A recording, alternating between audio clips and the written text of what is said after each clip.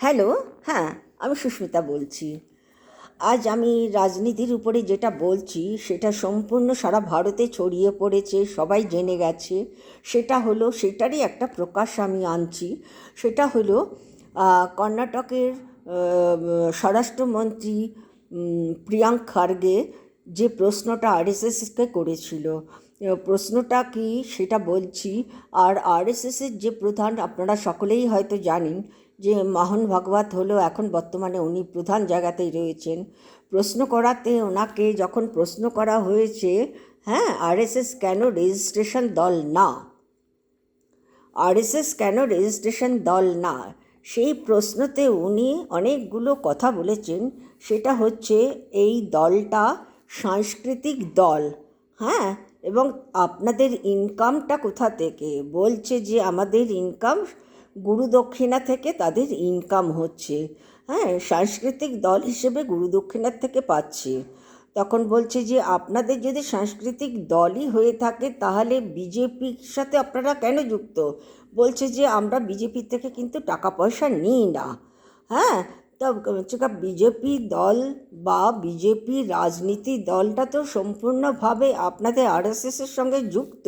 তাহলে আপনারা কি করে বলছেন যে এটা সাংস্কৃতিক দল?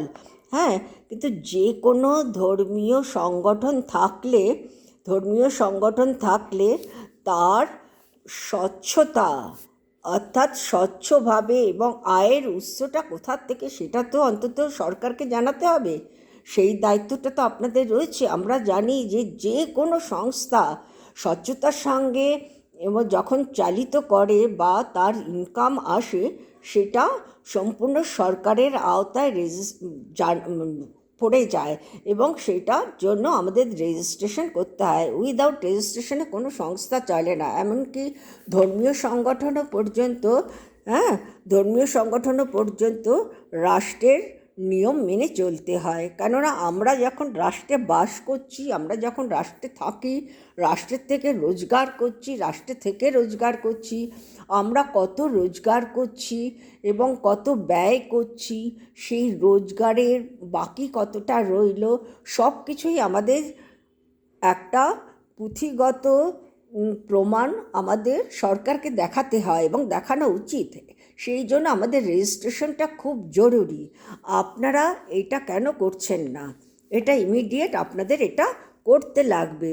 আর সবচেয়ে বড় জিনিস, আমরা যে দেশে বা রাষ্ট্রে বাস করি, রাষ্ট্রের সংবিধানকে এবং গণতন্ত্রকে মেনে আমাদের কিন্তু চলতে হবে। আমরা নিজের ইচ্ছাতে আমরা কোনো কিছু করতে পারি না। স্বাধীন ভারত ঠিকই, গণতন্ত্রের অধিকার আছে ঠিকই, কিন্তু সব কিছুর একটা রুলস অ্যান্ড রেগুলেশন রয়েছে, হ্যাঁ, সরকারের, যেটা আমাদের মানাটা খুবই জরুরি। আমার ধর্মীয় সংগঠন বলে, সাংস্কৃতিক সংগঠন বলে বা গুরুদক্ষিণার দ্বারা আমাদের সব কিছু চলছে বলে তো আমি রেজিস্ট্রেশন করব না, সেটা তো বলা যায় না। যে কোনো